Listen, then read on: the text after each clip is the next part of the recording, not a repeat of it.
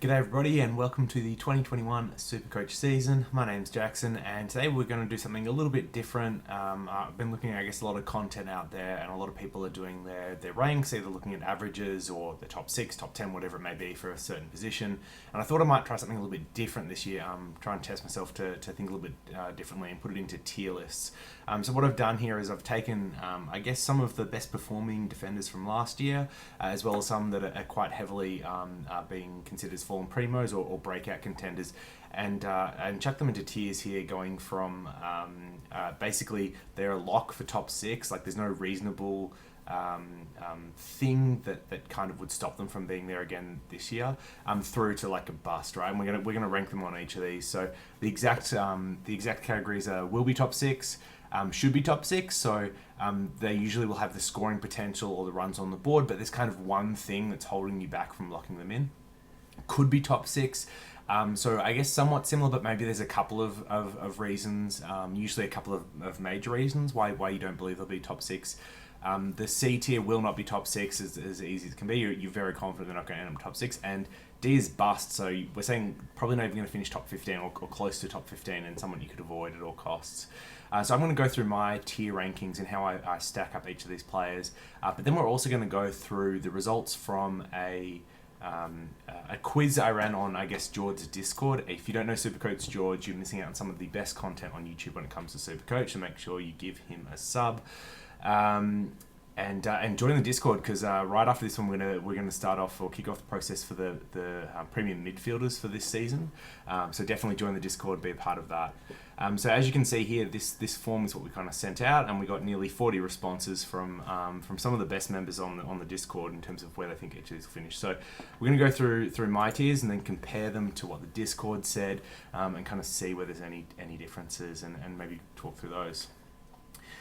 So let's get it started. Adam Sard, very sad to lose him at Essendon, but excited to see what he can do with the Blues this year. For me, I think he's could be a top 6 or will not be a top 6. Like, he's on the borderline. I guess the reason why he could be top 6 is simply because he's gotten close in the past. He's got good injury history, and the reason why he left seems to be he didn't want to do much of the lockdown defender role, really wanted to focus on that attacking half-back role, maybe even pushing up into the wing. And so you could potentially see his scoring lift with that. But I think with all the other Carlton options, it's probably going to be the top of, will not be top 6 for me.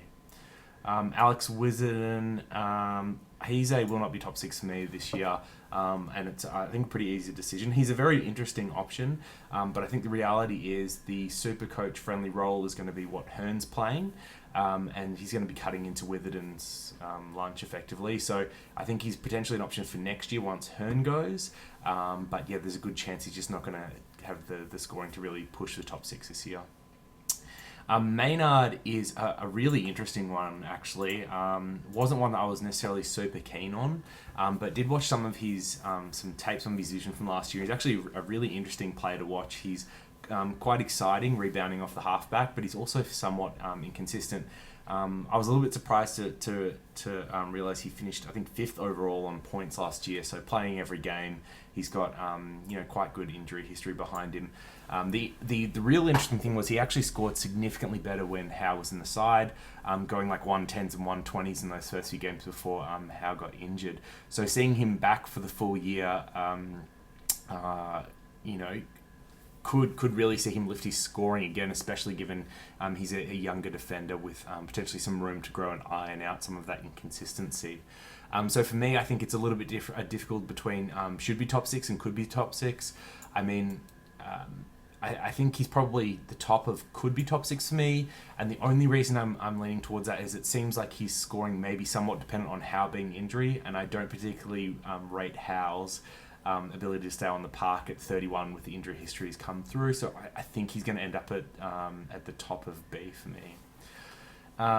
Caleb Daniel, he's could be top 6. I think we've seen everything he's going to offer in terms of scoring. We've probably seen his peak, and for me it probably sits just outside the top 6 more often than not. There's a world where some of the other options fall over and he sneaks in there, but not one I'd be particularly excited about for this year. Cal Mills. This is a difficult one for me. It's a combination between he could be at the back end of B or the top end of C as well. I think with Mills, he's one that has threatened to break out for a few years now. It kind of just hasn't happened. A lot of talk every preseason that he's moving into the midfield, but it never really happens. And when we did see him run through the midfield last year, his scoring wasn't particularly great, and they did weird things like move him around to half forward and half back, and like it just wasn't great viewing. He had the massive 173 against Richmond, which showed that there is potential for huge scores there, but obviously, you've still got Lloyd, the chief gull himself, coming off half back. So he's not really mostly scoring there, and it doesn't seem like he's going to be pushed into the midfield anytime soon either. So I think I'm going to put him in C tier. I'm pretty confident he's not going to be top 6. Crisp for me is not going to be top 6 either, and probably even below. So I'm trying to order these left to right, so within the tier they're kind of ranked as well. Crisp, I think, was 8th overall on point last year. He's got a good injury history. His age profile is good. But I think we've seen everything that we're going to see from him in terms of scoring. It just doesn't seem like the ceiling is going to be there. Someone like Maynard takes more of he's the person I look to use as an outlet. Crisp just really isn't that guy. So I struggle to see how Crisp actually improves his average, which means for me, he 8th overall last year is the best he's going to be, I think, in his career. So yeah, I'm going to put him outside in C tier for now.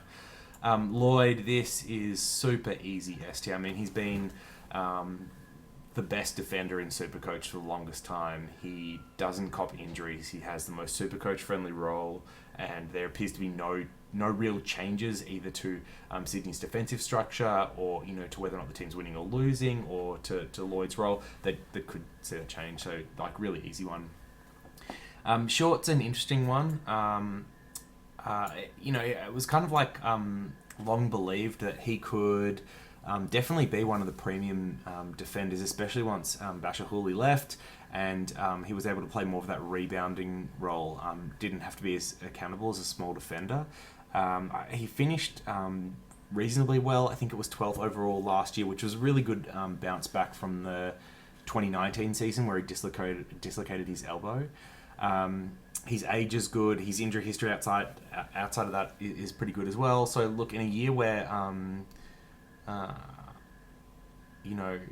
they're transitioning away from Hooley, like maybe he's at the back end of could be top 6 for me, but not a great option. I'm not like super excited about Short, but he could be one in the next year. A bit like Witherden, that becomes like a really hot contender. Jeremy Howe, probably a bust. I don't know, maybe it's hard. So obviously we saw the scoring potential from him last year, but it was in a year where interceptors overscored. They got marked really highly last year. But he's 31 now. He has poor injury history, and before that, his scoring potential was really the 90-95 range, and I think that's what he's going back to, which would put him outside the top 15. So, I think I'm going to give him bust rating, and this is also, I guess, why I'm a little bit scared about Maynard, because it seemed like Maynard performed so much better when Howe was healthy, even though it was a small sample size, that it does give me some hesitation. Ridley's, I think, could be top 6, and I think he finished exactly 6 overall last year. But once again, interceptors performed much better than what they should have last year. He's still young, that being really his first full season, even though he's been in the system for a while, so whether or not he backs it up is a question mark. And then he was also carrying injury into the off-season, still in a modified training group, so coming into the year off an injury, he's one that like you wouldn't start anyway, you just wait and see. But yeah, I probably place him behind Daniel and Maynard, just given that they're coming into the season healthy and fit, which means really good shot at least going 100, and Ridley I probably place a little bit below that at the moment. Whitfield is super tough between S and the top of A for me. So I think I'm going to put him in the top of A, and it's purely because of the injury history. He's one of the few people in the league that has the scoring potential to be number one as a defender. And with Williams going, I think like there's even more opportunity for him to pick up points, especially behind the ball. Going back to longer quarters, which will benefit his endurance, like, amazing. It's just the injury history, and the unfortunate part is that it's not soft tissue. It's a lot of weird knocks and hits that he's kind of copped, and usually you're really only worried about soft tissue injuries reoccurring, and he hasn't had those. Which is kind of like, oh, maybe he could be in S tier, but I think I'm going to put him at A. So he should be top 6, but like it must just be a crazy coincidence he's picked up an injury each year. I mean, he's definitely going to be one that I'm starting just because he has the scoring potential for so much less, but I think he's top of A at the moment. Luke McDonald, a favourite of the Discord at the moment, and this is another one that could be top 6 or maybe should be. I think I'm going to put him at the back end of A tier for now. We'll see. He might go on top of B. So Luke, the problem I have is like it's like his 8th year in the season and he broke out. And it was in half the season. It wasn't a full season sample. It was going from averaging 60s and tagging to then averaging over 110 or something in the back half of the year, which was just outstanding. And so the question is, does he still have that role? This is the only reason he's not maybe higher, is like, does he still have that role, and can he do it for a full year? I mean, these are kind of two reasons, which could be why you put him in B tier rather than A tier. So going back and watching his film, he looks like Jake Lloyd light, and it kind of makes sense, right? They had Reece Shaw as the coach. He was working at Sydney before that, saw the role Jake Lloyd was playing, and effectively put McDonald in the same position to do the same. And if you look at the tape, he looks very similar, the way he moves, where he looks at possessions, where he gets possessions. Even in his poor games in the back half of the year, he still looked good. He just didn't get enough of the ball for whatever reason. His one-on-one defense actually impressed me. I didn't particularly think he was a good defender or a good kick, and in the back half of last year, he looked great on both. And if you can get a Jake Lloyd, great. If you can get a Jake Lloyd light for 150k less, then you take that every day. So I guess quite optimistic on him at the moment. The big concern is, around role. They've got Noble from Brisbane. That Jake Lloyd type of halfback doesn't really exist. So whether or not they look to use him for that or move him around again is the only question mark for me. But it does look like if he retains the role from last year, there's no reason why he won't be top 6. Luke Ryan. I think he should be top 6, and he should be above McDonald. So Ryan, I believe, finished number 2 overall last year for points. He's young. He has a super high ceiling, but he's inconsistent. He's someone that you inevitably pick up at chip points throughout the year, but he also does have some injury history. I think he played every game last year, but the 2 seasons before that he wasn't able to. So he's someone that should be top 6, but I guess some concerns about his body and whether that holds up for the year. Blitz is a bust, and he's probably the biggest bust on the list, I would say. When he's playing up around the ball or playing ruck, he has potential to go high 90s, even low 100s. But from what I've seen with Geelong, that's just not the case this year. They've got Stanley ahead of him, who's fit. They've got Fort, and they may even look at Radigalia now that Cameron and Hawkins are in the forward line. May look at trialling him as a ruck. And Blitz is going to be moving to that Harry Taylor lockdown defender role, I believe. And so what we're really going to see is him go back to like somewhere between a 60 and an 80 range. He's not going to be even close to the top 15. So that's a bust for me. But I mean, if for whatever reason all the rucks go down and Blitz gets put up on the ball, then that he could rocket up this list. Haynes will not be top 6. Once again, like defender that was kissed on it a bit last year with the Supercoach scoring, and he just too often is required to play lockdown roles for it changes game to game, and you just don't know what role he's going to get. So I can't see any way that he's going to get to top 6. Great to watch, but I'm going to be glad not worrying about him for Supercoach this year. Laird is the other S tier for me. If you don't put Whitfield up there, then yeah, Laird's got to be the other one. I mean, he was number 3 last year. He's been consistent, one of the best defenders for ages. And we really saw him take his scoring to the next level when he played midfield time, which is exactly where he's lining up this year. Even if he doesn't, play 100% mid and does rotate back a bit, he's still going to score well there either. So I think, either way, he's someone that is in the right age range, playing the right positional roles. He's got the history, and he even has a little bit of upside at his price. So yeah, like S tier for me. Doherty is going to go in... Could. Which may be a little bit controversial. Maybe people see that as too high, especially after an average year. But I think people have a short memory. Doherty, if he didn't go down with those ACLs, he would probably be above Lloyd to this day. That's how good he was back at his prime in 2017. And when I say prime, I mean prime in terms of his Supercoach scoring. He's actually, I think, only about 28 or 29 now. So he's hitting his physical prime at the moment. He has the scoring pedigree. But yeah, last year wasn't good. He had 2 ACLs before that, so whether he can stay on the park for a year is a big question mark. And now you've got Saad and Williams joining the side as well as Nick Newman. So, can Doherty muster enough ball to score, back well over 100 with those around? I think probably not, especially given that Newman isn't a well-known defender. Saad wants to play less lockdown, more rebounding, attacking. Williams is going to be up in the midfield, so who does that leave defending? I think probably Doherty is the one that puts his hand up as a leader at the club and says, yeah, I'll do some of that. So I think there's a lot of reasons why he won't be top 6, but I just can't say will not, because he's one of the few that have showed the scoring in a season gone past. Tom Stewart, this is like the slightly better Caleb Daniel option. Maybe he's below Maynard. He's super consistent, Stewart. There's nothing wrong with him. He's just a touch boring as a pick, I guess. I think he's gonna average somewhere between 95 and 100.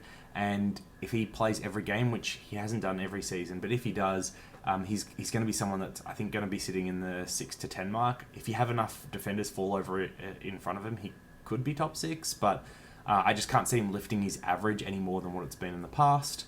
And that means that, there's at least a few guys ahead of him for top 6. So he could be there, but, injuries have to happen. And then Zach Williams, this one is a tough pick, but I think he's in probably here. I don't know. You can put him in so many of these positions and it feels about the same. He's going to play in Carlton's midfield apparently. That's what's been told. That's where he's training.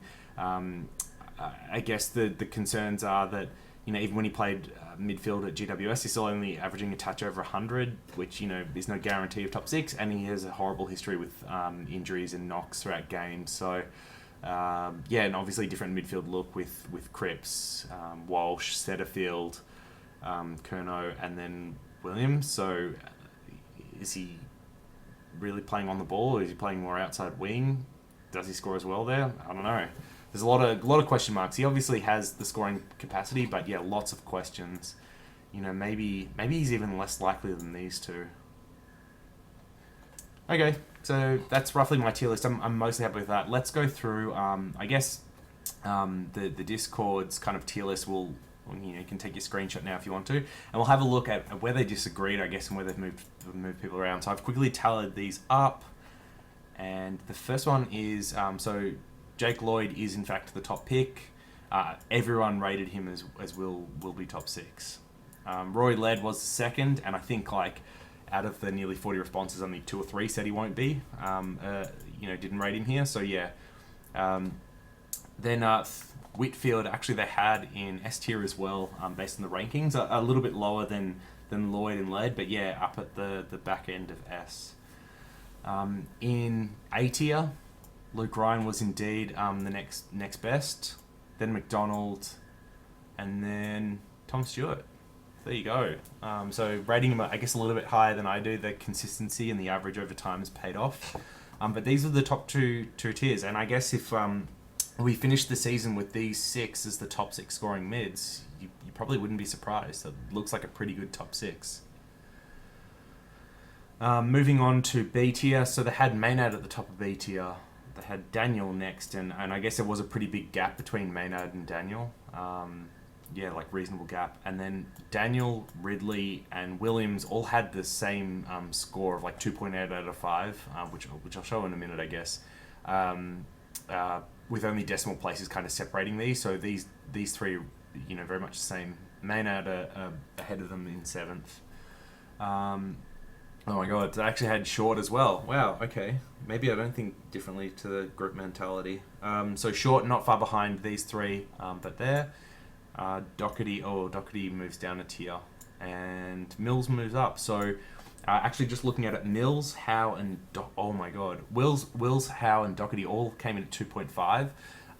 But Mills was slightly above it, so he was rounded down, and anyone above 2.5 ended up in B tier. Anyone below 2.5 ended up in C, and Howe and Doherty. Oh, come on. Howe and Doherty were rated there. So Howe, Doherty, Haynes, Crisp, Sard, Witherden, and then Blitzer. So that's where the Discord kind of rated them. I guess not too differently from mine. Maybe a little bit more optimistic about others. Not definitely, like I think the biggest difference was Howe. I had him as bus, and he's right at the top of C. But yeah, I don't hate this. This looks pretty good overall. So just to finish off, here's the scoring that I calculated. I'll just bring that up quickly. Yeah, here we go. Here's the scoring. So basically, if you scored the top result, which was, we'll finish in the top 6, you got a 5 out of 5. And so when Jake Lloyd averages a 5 across those responses, it means everyone gave him a 5. Yeah, as I said, Roy led not far off, and I'll show you decimal places just so you can see how close some of these were. So Daniel, Ridley tied, Williams just behind. You've got Mills just above 2.5, and then Howe, Doherty below. So this is, I guess, the first tier list for 2021. I think we'll kind of update this as we go through the preseason, get a little bit more knowledge, a little bit more information, obviously, as any injuries kind of happen. But yeah, really happy. I think this tier list is a really good representation of where these players are likely to finish, and I'm really pleased with it. So if you'd like to be part of the midfielders effort, and please find Supercoach George's Discord, jump on, join the boys, talk some Supercoach, and we'll see you in the next one.